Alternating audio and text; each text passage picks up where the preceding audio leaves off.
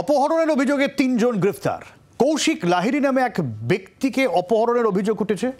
মুক্তিপণ হিসেবে ১৪ লক্ষ টাকা চাওয়া হয়।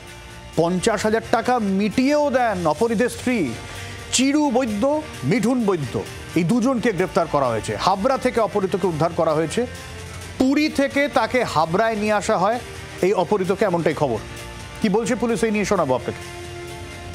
কৌশিক লাহিড়ী তিনি ২২ তারিখে পুরীর জন্যে বেরিয়েছেন, কিন্তু তারপরে ওনার খোঁজ যাচ্ছে, উনি সেখান থেকে অ্যাবডাক্টেড হয়েছেন কিছু লোকজনের সঙ্গে। ফ্যামিলির কাছ থেকে ১৪ লক্ষ টাকা এরা ডিমান্ড করে। সঙ্গে সঙ্গে আমরা কেস রেজিস্টার করেছি, और আমাদের জয়েন্ট সিপি ক্রাইম সাহেবের ইনস্ট্রাকশনে আমরা একটা যৌথ টিম করেছি এখানে রবীন্দ্র সরোবর থানা আর ARS লালবাজারের। বারাসাত পুলিশ ডিস্ট্রিক্টে আমরা সহযোগিতা পেয়েছি, হাবড়া থানা, তার মধ্যে আমরা লোকেশন পাই।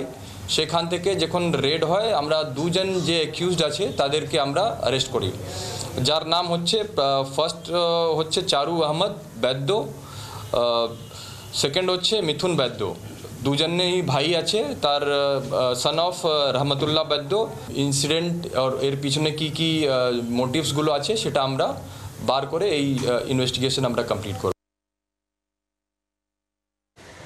গড়িয়াহাটের বেসরকারি ফাইন্যান্স কোম্পানির কর্মীকে অপহরণের অভিযোগ এবং অপহরণ করা হয় তাকে পুরী থেকে কার্যত হাবড়া অবধি তাকে বাই রোড নিয়ে আসা হয়েছিল, এমনটাই অভিযোগ। এবং ২২ তারিখ এই ঘটনা ঘটলেও পরিবারের তরফ থেকে কিন্তু ২৯ তারিখ এই ঘটনার অভিযোগ জানানো হয় থানাতে, এবং বলা হয় যে তাদের কাছে র্যানসাম চেয়ে ফোন আসছে, ১৪ লক্ষ টাকা দিতে হবে, তাহলেই কিন্তু এই অভিযুক্তরা মূলত যে ভিকটিম তাকে ছাড়বে, এমনটা পরিবারের তরফ থেকে জানানো হয়। পুলিশ এই ঘটনা তদন্ত শুরু করে এবং ১২ ঘন্টার মধ্যেই এই কেসকে ডিটেক্ট করা হয়। ইতিমধ্যেই ৩ জনকে গ্রেফতার করা হয়েছে, মূল অভিযুক্ত চিত্তরঞ্জন রায় সহ।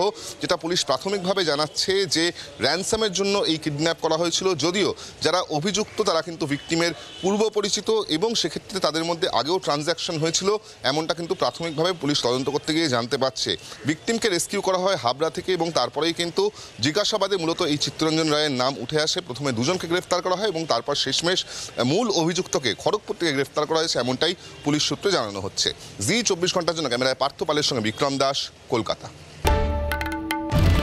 বাংলার আওয়াজ, বাঙালির আবেগ, জি ২৪ ঘন্টা।